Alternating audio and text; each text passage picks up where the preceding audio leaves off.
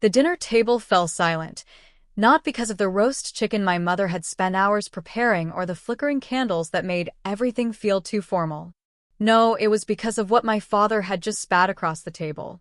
"You're the biggest failure in this family," he said, his voice thick with disgust. "You were a mistake." His words landed like blows. Everyone sat frozen. My cousins, too stunned to chew. My aunt dropped her fork. Even my brother, always the golden child, shifted in his seat but said nothing. I sat at the far end of the table, not because there was no space, but because they always made sure there wasn't any near them. I blinked once, then twice, holding back the sting in my eyes. I would not give them my tears. Not this time. The only sound was the soft clink of my grandfather's cane tapping the floor beside his chair. Tap, tap, tap. And then slam. The old man, now nearing 90, but still fierce in presence, stood up so suddenly even the dog beneath the table whimpered. His cane smacked the marble floor like a judge's gavel, making everyone jump. "Enough," he thundered, voice echoing through the lavish dining room. "It's time you all learn the truth." My father opened his mouth to retort, but Granddad cut him off with a raised hand. The room felt like it had stopped breathing. "You all think she's a mistake," he said, eyes scanning each face. "You think she's the failure?" He pointed his cane right at me. "That girl is the only one in this room who reminds me of what this family once stood for. The only one who still carries the legacy I built with these hands." A crack of silence followed. Then he turned to me. "Child, tell them what you told me last week." I hesitated, heart pounding, hands trembling in my lap. I hadn't meant for anyone else to know. But he nodded at me gently, and something in his eyes told me this was my moment. My voice was weak. I cleared my throat. I saved the family business from collapse. 3 months ago. I didn't tell anyone. I bought out the debt under a different name. Gasps. My uncle leaned forward. My father stared at me like he was seeing a ghost. "I didn't do it for recognition." I continued. "I did it because it meant something to me. Because Grandpa's work means something to me." The weight of that confession sat in the air. My father's voice broke the silence, hoarse now. "That's not possible, you don't even." "I taught her," Grandpa said sharply. "For the past 2 years. Every weekend. Business, contracts, negotiation. While you were all too busy pretending she didn't exist, she was learning how to lead." And just like that, the room shifted. My cousin pushed his plate away. My brother was pale. My mother sat frozen, mouth parted in disbelief. I looked down at my plate, barely touched. For the first time in years, the silence was mine. But the story was only beginning, because what my grandfather said next was a truth that would leave them all shattered. And I hadn't seen any of it coming. My grandfather reached into the inside pocket of his worn, gray blazer, the same one he always wore to family events but nobody ever respected him for. With deliberate hands, he pulled out a folded, slightly yellowed envelope and placed it on the table. He didn't say anything, just slid it across the polished surface until it stopped in front of my father. "What's this?" my father scoffed, still trying to claw back some control. "More of your..." "Open it." Grandfather's voice was quiet now. Not loud, not angry, but somehow more powerful than any scream. The air felt electric. My father reluctantly opened the envelope. Inside was a single sheet of paper. It was handwritten, my grandfather's cursive, neat and careful. I saw my father's eyes widen with each word he read. His hands, once clenched in arrogance, now trembled slightly. "I wrote this 25 years ago," Grandpa said, turning his gaze to the rest of the table. "When your mother was pregnant with her second child. You all assumed the child was an accident. A mistake. But it was no accident." I froze. He looked at me then. Not with sadness, but with a fierceness I didn't know he still had. "She was the child I begged them to have." Gasps echoed. "I was dying then," he continued, "or so I thought. Doctors gave me months. Asked them to give me something to live for. A legacy. They had you, son," he nodded at my father. "But I asked for one more. A child who wouldn't grow up entitled. A child raised humbly, away from all this noise. Someone who could carry forward the values this family has long forgotten. You were born 6 months later, he said, turning to me. And the day I held you in my arms, my condition reversed.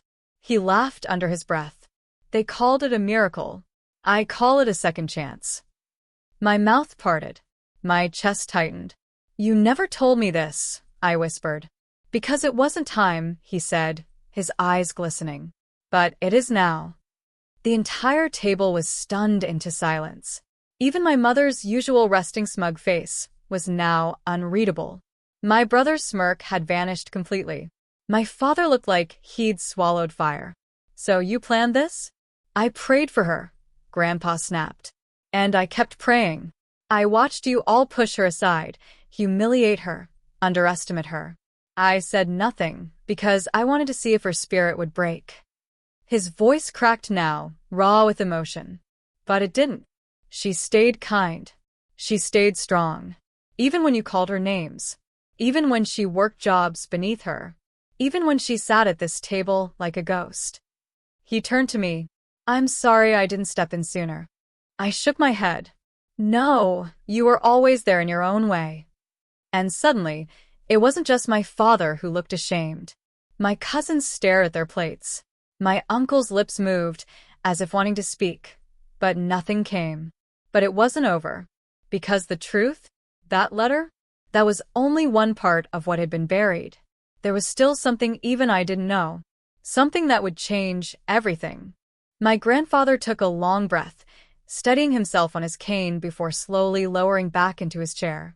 The weight of what he'd revealed still hung heavy in the air. You could hear the ticking of the wall clock, the nervous clink of someone's spoon against china. But he wasn't done. There's something else, he said softly. Something none of you know.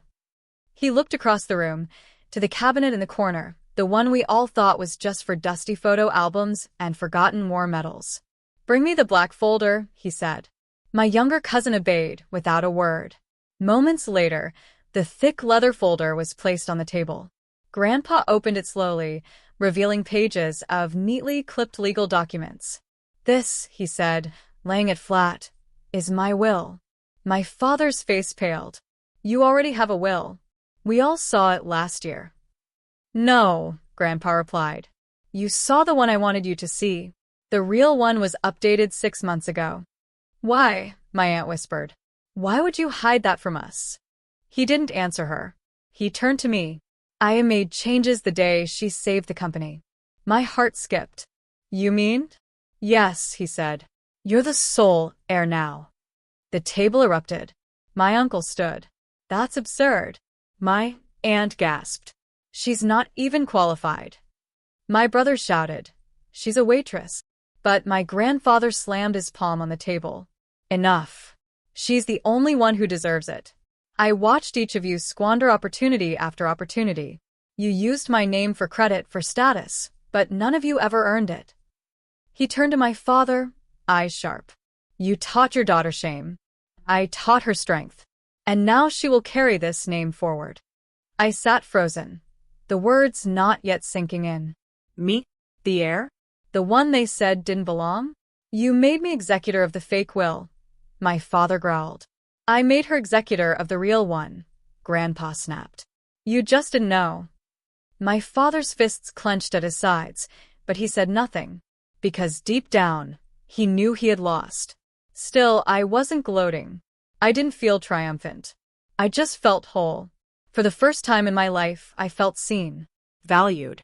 Like I hadn't lived in the shadows for nothing. But even as I tried to process it all, my grandfather looked at me with a glint in his eye. There's one more thing I need to show you, he said. And that's when he reached beneath his chair and pulled out a small wooden box. The same box I once saw him crying over, years ago, when he thought no one was watching. And what was inside that box would rewrite everything I thought I knew about my place in this family. The old wooden box creaked open in my grandfather's trembling hands. It looked ordinary on the outside, plain wood, no locks, no carvings. But I knew better. I remembered being 8, wandering into his study, seeing that box half opened and catching a glimpse of photos and letters before he shut it fast and told me gently, "One day, you'll understand." That day had finally come. He set the open box on the table in front of me. "Go on," he nodded. "This belongs to you." I hesitated, my fingers brushing over the lid. Inside, there were letters tied in faded twine, yellowed photographs, and a small velvet pouch. I took the first letter and unfolded it. My mother's handwriting. I glanced up, startled. She was looking at her plate, her face unreadable. The letter was addressed to my grandfather, written the day I was born. "I don't know if I'm ready for this," it read. "I'm scared. But she has your eyes, Papa, and your fire. If I fail, please raise her right. Not to be rich, not to be perfect, but to be kind." My throat tightened. Beneath that were photos, me at age 5, holding Grandpa's hand outside the grocery store, me with paint on my cheeks during a school art competition, me asleep on his chest while he read some dusty old book. He had kept everything. "I never showed these to anyone," he said quietly. "They would have laughed, mocked you more, but I kept them. Because every time you smiled through their cruelty, I saw hope." I opened the velvet pouch. Inside was a gold pendant, tiny, delicate, engraved with one word, legacy. My hands trembled. "You gave this to Grandma," I whispered. He nodded. "And now I give it to you." I looked up, eyes blurry. "Why me?" "Because you listened. You learned. You never took shortcuts. You never needed praise or money to do what was right. And that's what leadership is."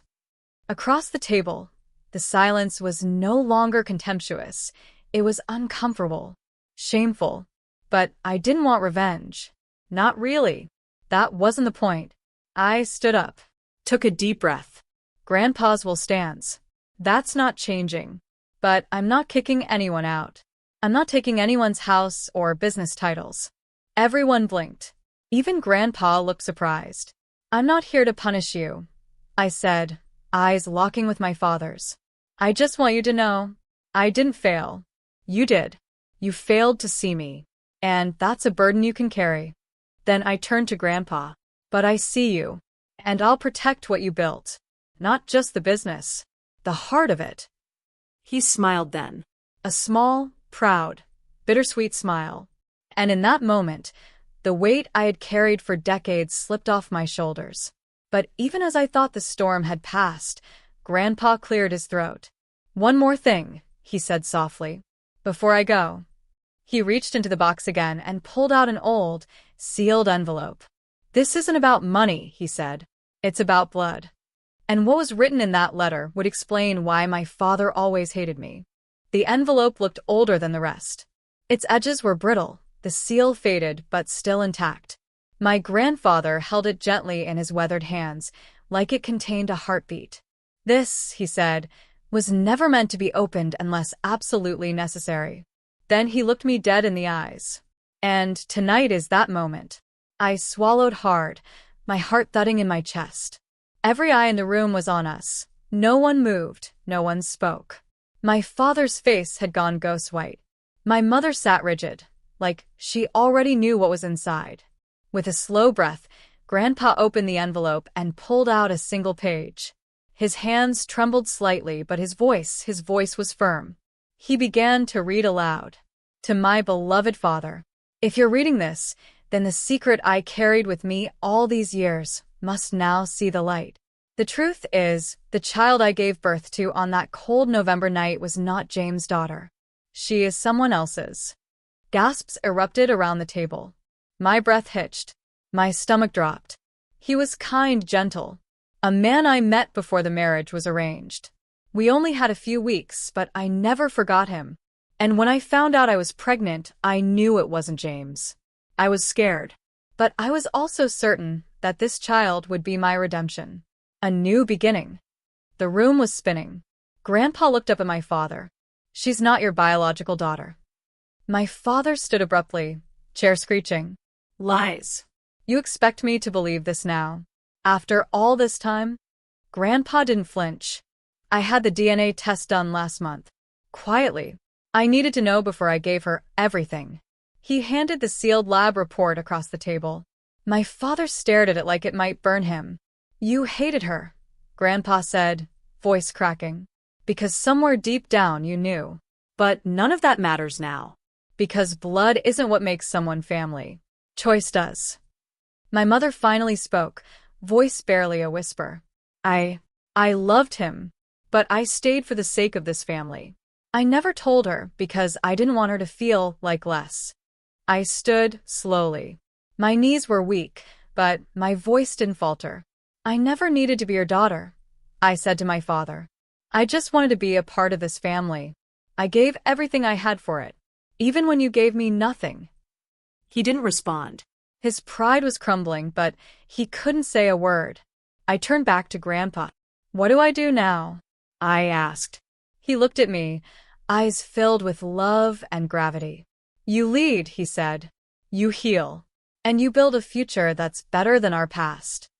And I did. In the weeks that followed, I took the reins of the company, not with vengeance, but with vision. I brought in programs to help struggling employees. I started scholarships in Grandma's name. And slowly, the family that once mocked me began to see me. My father never apologized. But one day, he left a note on my desk. You've done more for this name than I ever did. Maybe that's what scares me the most. I smiled. Because in the end, it wasn't about proving them wrong. It was about proving to myself that I was never a mistake. I was the miracle they didn't deserve, but the one they needed. And that truth? It set everyone free.